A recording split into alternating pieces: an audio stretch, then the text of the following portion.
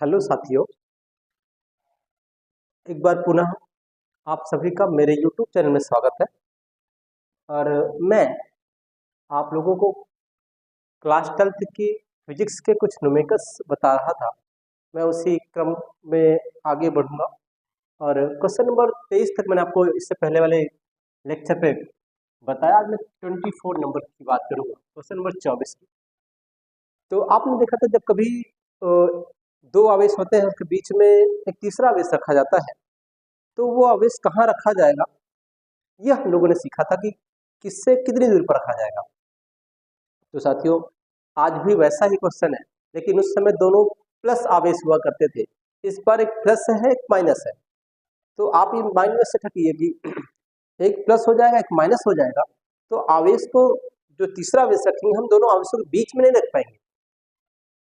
इसलिए इस क्वेश्चन में मैं आपको क्वेश्चन नंबर 24 पढ़ देता हूँ। लिखा है, दो बिंदु आवेश जिनके मान क्रमशः 1 माइक्रोकुलाम तथा माइनस में 0.25 माइक्रोकुलाम है, वायु में एक दूसरे से 0.40 मीटर दूरी पर रखे हैं। बताइए कि इन आवेशों को मिलाने वाली रेखा के किस बिंदु पर एक तीसरा आवेश रखा जाए कि उस पर कोई बल ना लगे।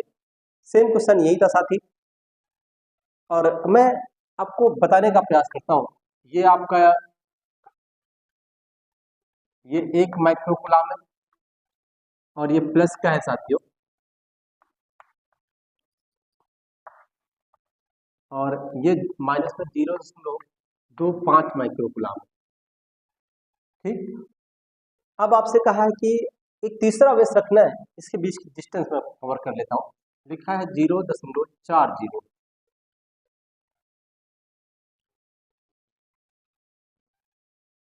अगर मैं इसे सेंटीमीटर में लिखूं तो शायद ज्यादा आसान हो हल करना। मैं मीटर में है ये, मैं इसे सेंटीमीटर में कवर करूँ, 40 सेंटीमीटर हो जाएगा 100 से गुणा करने पर। तो बीच की डिस्टेंस 40 सेंटीमीटर हो गई है। मैं बाद में से फिर से आंसर लाते समय मीटर में कन्वर्ट कर लूंगा, हो सकता है इस तरह आसान हो। तो इस साइड ये ध्यान देना है कि अब आप आवेश को इधर लेंगे कि इधर लेंगे, तो जो आपको तीसरा आवेश रखना है उस पर लगने वाला बल कहाँ बराबर होगा, इधर बराबर होगा कि इधर बराबर होगा। ठीक है, तो इसकी हीट मतलब इसके द्वारा उत्पन्न वैद्युत क्षेत्र ज्यादा है, इसके द्वारा कम है, क्योंकि ये शायद 1/3 है इसकी अपेक्षा। तो आप लोग इस इससे आगे कहीं लेंगे क्योंकि ये ज्यादा है, कम है, और इसका एक यहाँ पे कोई पी बिंदु है मान लेते हैं, और ये इसकी डिस्टेंस यहाँ से यक्स से है। ठीक, तो मान लेते हैं, माना आवेश, माना यहाँ पे आप क्यू आवेश रखेंगे साथी।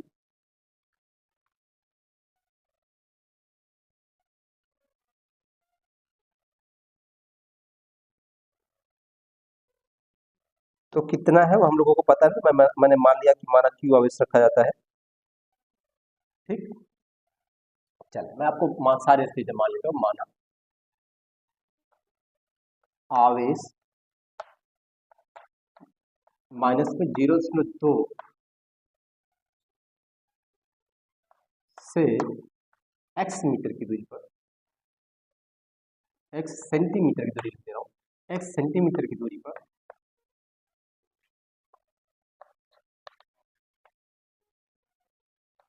तीसरा आवेश रखा है। तीसरा आवेश क्यों रखा है मान लेते हैं। ठीक, इतनी बात समझ आई होगी। अब यहाँ से जो डिस्टेंस है x है, लेकिन यहाँ से जो डिस्टेंस होगी साथियों, अगर हम बात करें तो ये 40 प्लस x होगी। ठीक, यहाँ से यहाँ 40 और x जोड़ेंगे तो 40 प्लस x हो जाएगी। अब इस पर दो तरह के फोर्स रखेंगे, एक इसकी वजह से इधर लगेगा, इसको आप F1 कह दीजिए, एक इसको इधर खींचेगा, विपरीत फोर्स लग रहे ना, इसीलिए मैंने इसको बाहर माना। अगर यहाँ बीच में मानते तो दोनों एक डाक में लग जाते, और फिर उसमें फोर्स का मान शून्य नहीं होता, परिणामी बल शून्य नहीं आता। अब विपरीत डायरेक्शन पे हो सकता है कि परिणामी बल शून्य है, एक डिस्टेंस आपको मिले। तो आगे लिखता हूँ, प्रश्नानुसार प्रश्नानुसार F1 इक्वल टू F2, बिंदु P पर फोर्स का मान क्या है?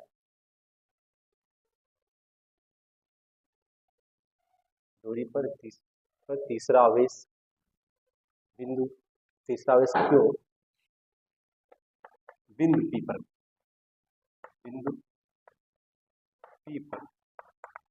रखा है, ठीक रखा है। हाँ, अब देखिए प्रश्नानुसार ये हो गया। अब F1 कितना देगा पहले वो देखूंगा। F1 इसकी वजह से लगा 1/4πε0, इसकी चार्ज की वैल्यू 1 × 10⁻⁶, इस पे चार्ज की वैल्यू Q2, इस पे लगा रहा है फोर्स ना, उधर जा रहा। हाँ तो क्यों लिख दे, डिस्टेंस लिखे 40 + x का होल स्क्वायर बराबर है F2 का मान लिखे 1/4πε0, आवेश कितना है 0.25 × 10⁻⁶, ये थोड़ा इसको और इधर से ये तो समझ लें। अपॉन का मान लिखे बेटा 1/4πε0 हो गया। Q1 लिखेंगे तो इसका मान लिखेंगे 1 × 10⁻⁶ लिख देंगे। Q2 क्यों लिख देंगे, डिस्टेंस है आपकी 40 + x का होल स्क्वायर बराबर 1/4πε0। F2 के लिए लिख रहा हूँ, मतलब इसके लिए ये इसकी वजह से लग रहा है। तो एक आवेश तो ये हो जाएगा 0.25 × 10⁻⁶, दूसरा आवेश क्यों हो जाएगा दूरी x², दूरी यहाँ से इसकी x ही तो है ना, ठीक है, ये इससे कैंसिल हो जाएगा। ठीक साथियों, क्यों से क्यों कैंसिल हो जाएगा, बच्चा क्या 10⁻⁶, 10⁻⁶ कैंसिल हो गया। बच्चा मेरे पास इधर ऊपर एक बच्चा है और नीचे 40 + x का होल स्क्वायर बच्चा है बराबर, उधर आपका बच्चा है 0.25 ऊपर बच्चा है, नीचे बच्चा x²। दोनों बच्चों का वर्ग करें, दोनों बच्चों क्या करें वर्ग करो तो ये आ जाएगा 40 + x, और ये सॉरी वर्गमूल ले दोनों बच्चों का, या फिर यहाँ से वर्ग हटा दिए रूट पे चल जाएगा, लिख जाएगा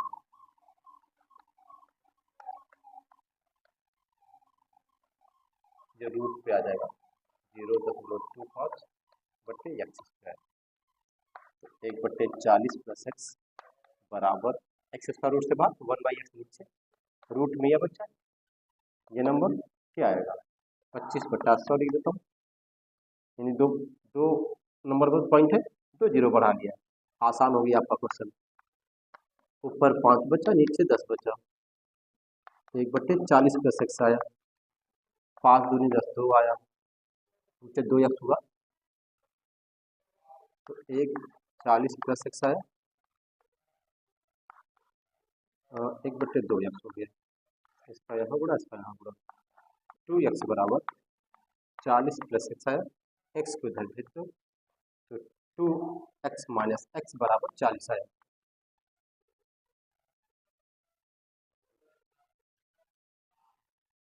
दिख रहा है, चलिए तो ये तो आ रहा आप लोगों का।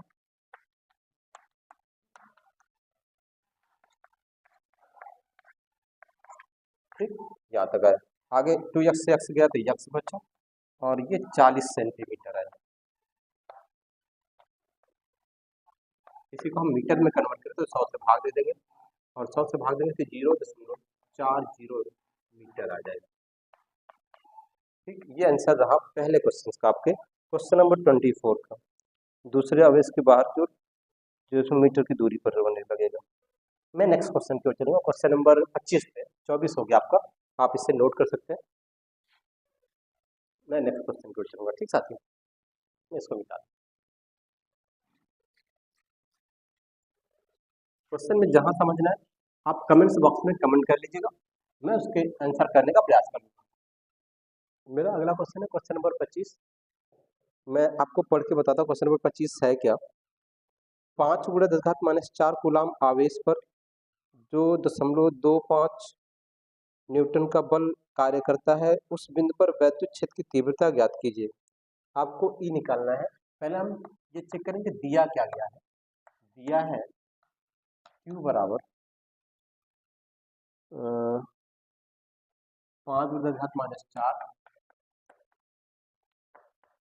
कूलाम। मैं शॉर्ट फॉर्म में लिख रहा हूँ, आप समझ लीजिएगा। और दिया गया है फोर्स बल 2.25 न्यूटन। ठीक, आपको ई फाइंड करना है।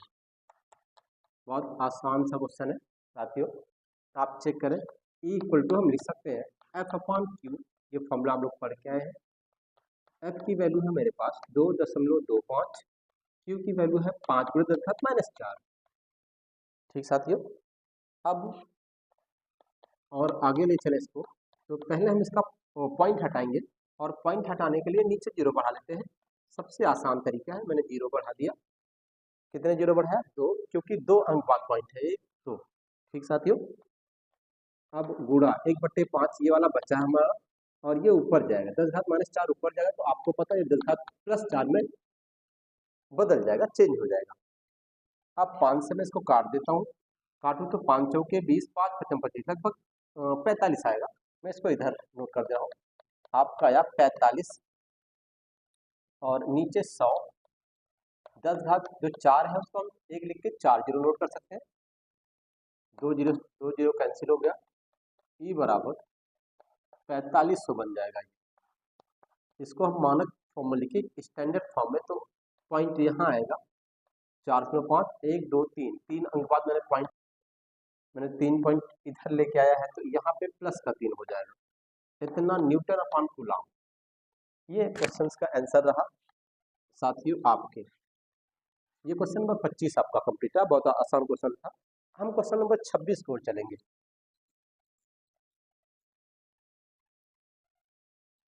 क्वेश्चन नंबर 26 है,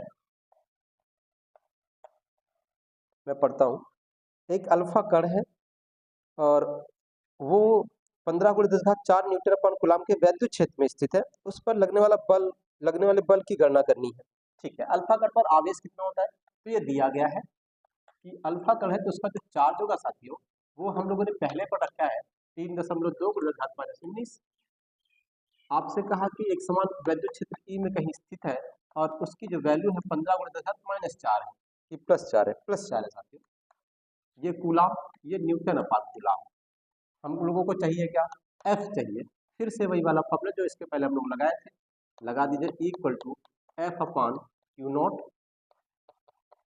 F की वैल्यू चाहिए, तो F बराबर हो जाएगी Q इसके साथ, तो साथ ही Q इंटू ई हो जाएगी। Q का मान लिखे तो कितना दिया गया है? 3.2 गुणा 10⁻⁻19, और उसके बाद ई की वैल्यू लिखे तो 15×10⁻+4। इसी को हल करें हम लोग साथियों,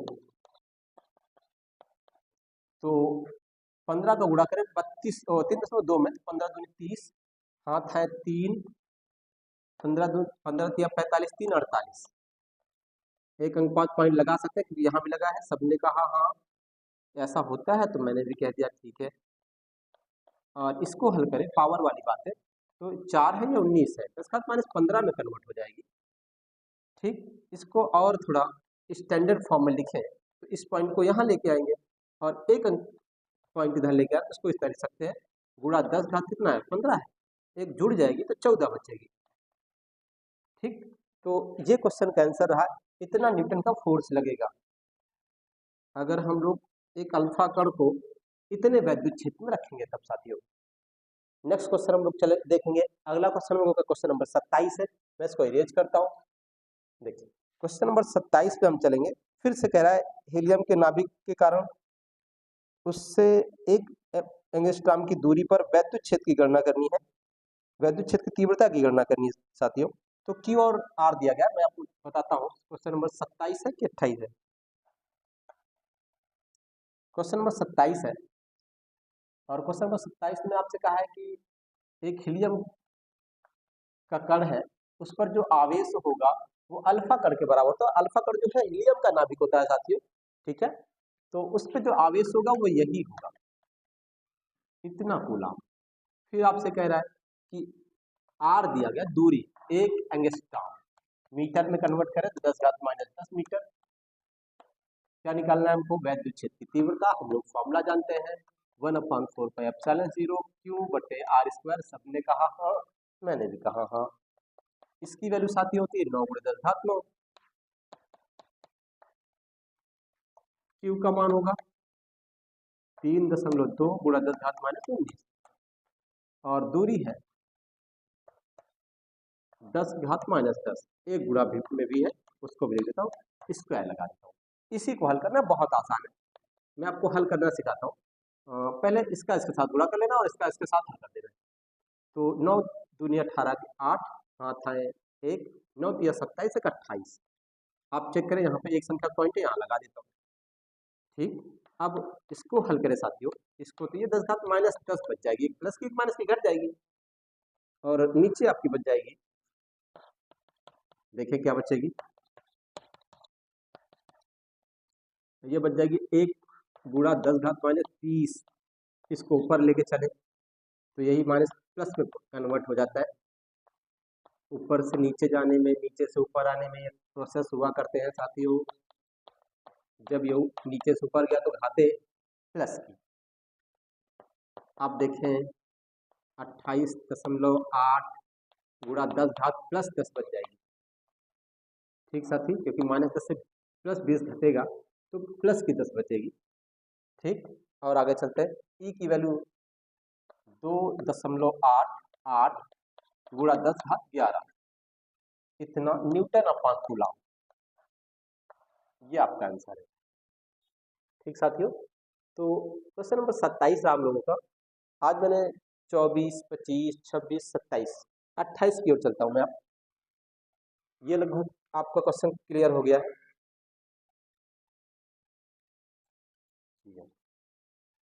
28 पे चलूंगा।